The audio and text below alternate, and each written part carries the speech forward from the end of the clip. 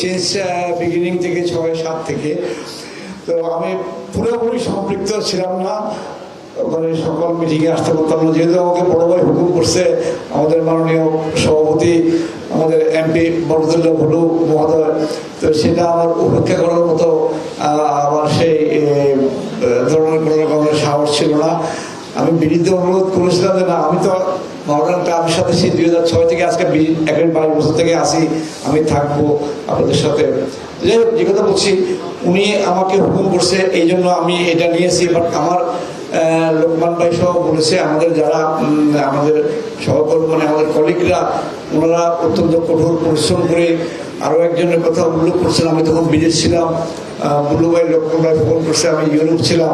তো এই যে ধরেন স্বতঃস্ফূর্তভাবে যারা মোহামেডানকে ভালোবাসে, আজকে চিটং থেকে আসছে, অনেক জায়গা থেকে আসছে, যেভাবে আমাদের সভাপতি মহোদয় উল্লেখ করছে যে উপমহাদেশের সবচেয়ে ঐতিহ্যবাহী মোহামেডান ক্লাব।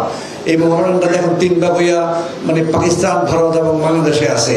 তো অ্যাকচুয়ালি যেটা লোকমান ভাই উল্লেখ করছে, ওখান থেকে ধার করা কথাই বলতে চাই, বাট আমরা সবাই জানি যে এটা ছিল আসলে একটা ফুটবল কেন্দ্রিক ক্লাব। আমাদের কুতুব ভাই সহ ওরা যারা ওই সময় খেলাধুলা করছে বা পরে সভাপতি হয়েছে, আমাদের গ্রামে গঞ্জে যেখানে খেলা হতো, তখন মোহামেডান ভার্সেস আবাহনী এই দুইটার নামে থাকতো। এবং সমর্থকের দিক থেকে প্রত্যেক বাড়িতে আজকে যেভাবে আর্জেন্টিনা ব্রাজিলের ছবি মানে ফ্ল্যাগ উঠায়, তখন সেটা ছিল মোহামেডান ভার্সেস আবাহনীর। হ্যাঁ, সেই জন্য এই ঐতিহ্যবাহী ক্লাব এবং এই ফুটবল প্রেমী বাংলাদেশের মানুষ, এমনকি বিশ্বকাপও দেখছেন, যত খেলাই হচ্ছে সবচেয়ে যখন ফুটবল হয় তখন সারা রাত মানে জেগে থেকে ক্রেজ, এটা তো আর বলার অবকাশ থাকে না। তো আজকে আমরা সেই ফুটবলের জন্য আমাদের যে মানে আমাদের যে ফুটবল প্লেয়ারদেরকে আমরা আজকে এখানে ঘোষণা করা হবে, বা যারা এখানে আমাদের সাথে অংশগ্রহণ করছে, তাদের প্রতি আমাদের অনুরোধ থাকবে, তারা যাতে মন প্রাণ দিয়া এটাকে তারা নিজেরা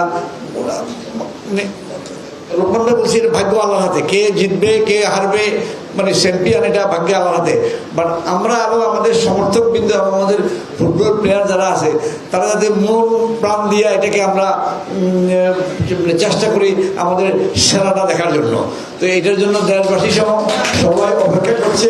তা আমি আশা করব আমাদের ফুটবলার যারা আছেন, ওনারা আপনাদের সেরাটা দিয়ে আমাদের মোহামেডানের সেই পুরানো ঐতিহ্য আমরা ফিরিয়ে আনবো, এবং আমাদের অসংখ্য সমর্থক এবং যারা আমাদের মানে কর্মী আছে, তারা তাদের প্রতি আপনারা আমাদের সেই ইয়েটা দেখাবেন, এবং আমরা সেটা আশা করি আপনাদের সাথে সেটাই আশা করি। এই বলে আমি আমার বক্তব্য নাতি দীর্ঘ না করে এখানে আপনাদের সালাম দিচ্ছি। আসসালামু আলাইকুম।